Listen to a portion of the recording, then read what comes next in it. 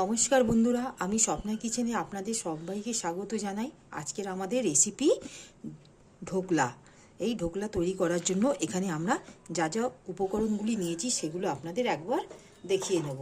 এখানে আমরা এই মেজারিং কাপের 1 কাপ বেসন নিয়েছি।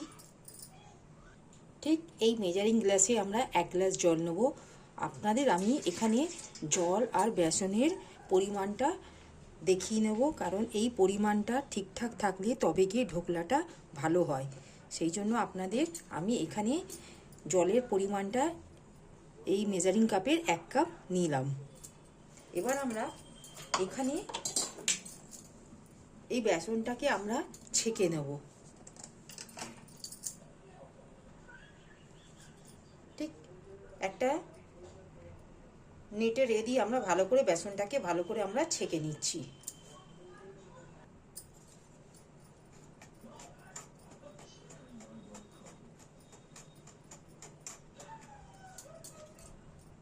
আমরা বেসনটাকে ঠিক এইভাবে ছেনে নিচ্ছি যাতে কোনো রকম দানা বা লাম্পস না থাকে, সেই জন্য আমরা খুব সুন্দরভাবে এগুলো ছেঁকে নিলাম। নুন আমরা এখানে নিয়েছি 1/2 চা চামচের মতো, আর চিনি নিলাম আমরা এখানে 1 চা চামচের মতো, দিয়ে ভালো করে আমরা মিশিয়ে নেব। একটা স্মুথ ব্যাটার তৈরি করব। বন্ধুরা দেখুন, আমাদের ব্যাটারটা ঠিক এই রকমই হবে আমাদের।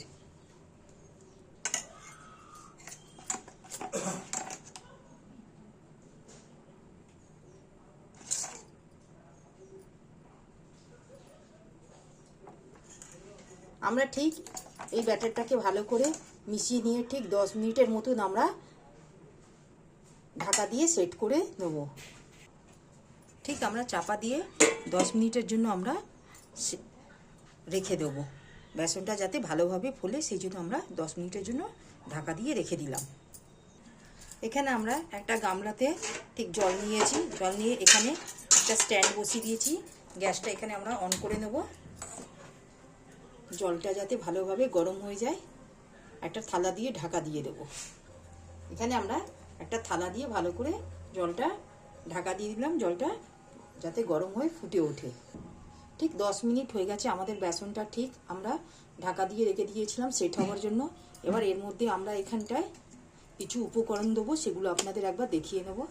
এখানে আমরা 1/2 চা চামচ বেকিং সোডা দিয়ে দেবো, আর দেবো এখানটায় এখানে লেবুর রস নিয়েছি, এখানে আমরা 1 চা চামচ লেবুর রস দিয়ে দেবো।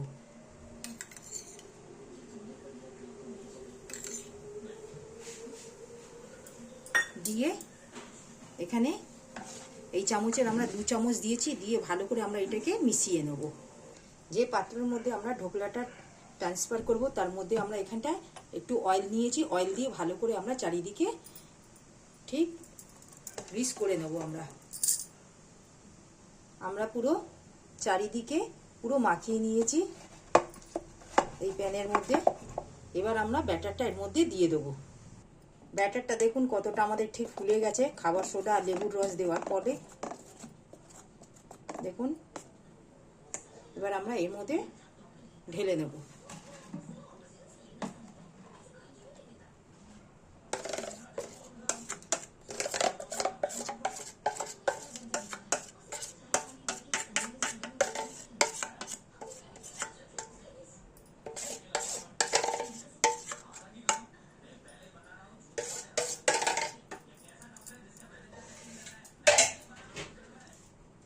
এখানে আমাদের ঠিক জলটা ফুটে গেছে। ঠিক এখানে দিয়ে আমরা চাপা দিয়ে দেবো।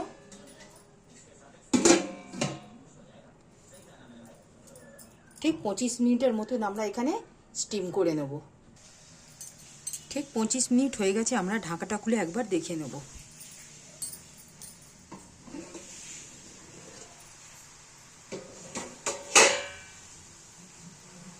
আমরা গ্যাসের ফ্লেমটা এখানে অফ করে দিলাম।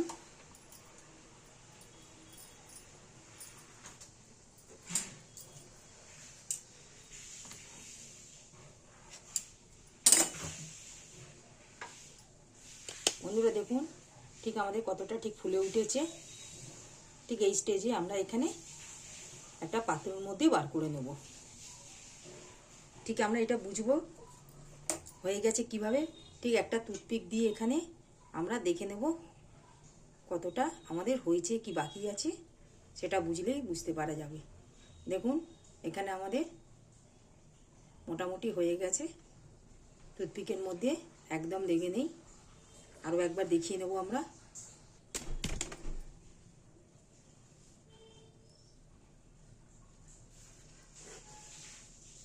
এটা আমরা একটা পাত্রে বার করে নেব। বন্ধুরা দেখুন আমরা ঠিক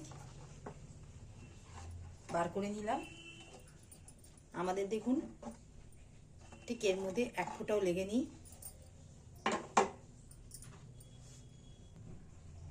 দেখুন এবারে আমরা একটা তড়কা তৈরি করে নেব। এখানে আমরা একটা প্যান বসিয়েছি, গ্যাসটা অন করে নিয়েছি। প্যানটা গরম হয়ে গেলে এখানে আমরা রিফাইন অয়েল নিয়েছি, অয়েলটা আমরা দিয়ে দিলাম।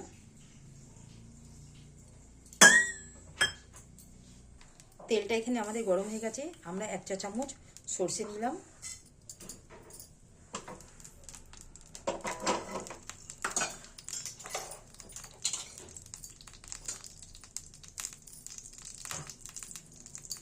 এখানে 2টো কাঁচা লঙ্কা আমরা ভেঙে নিয়েছি। 8 থেকে 10টা কারি পাতা দিলাম। এখানে হিং নিয়েছি, 1/2 চা চামচের মতন হিং দিয়ে দিলাম। দিয়ে ভালো করে আমরা মিশিয়ে নেব।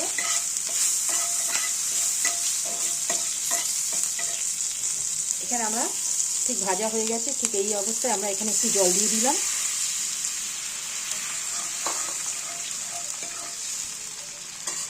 জলের মধ্যে আমরা এখানে দিয়ে দেবো নুন, 1/2 চা চামচের মতো নুন দিলাম। আর চিনি দেবো এখানে, একটু মিষ্টি হবে সেই জন্য চিনির ভাগটা আমরা এখানে বেশি দেবো। এই চামচের 3-4 চামচ আমরা এখানে চিনি দিলাম।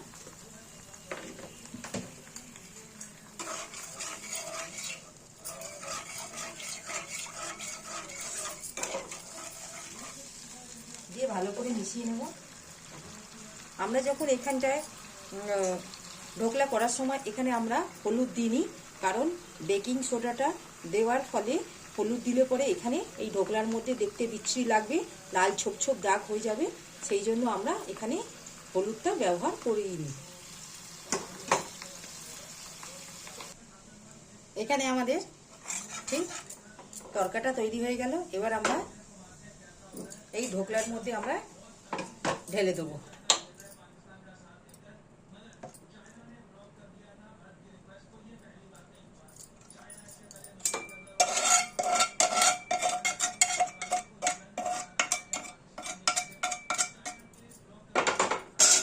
দিয়ে এখানে আমরা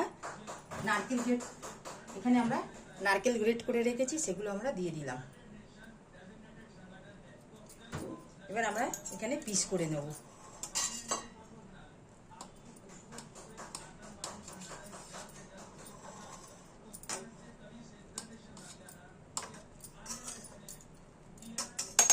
বন্ধুরা দেখুন কতটা আমাদের সফট হয়েছে।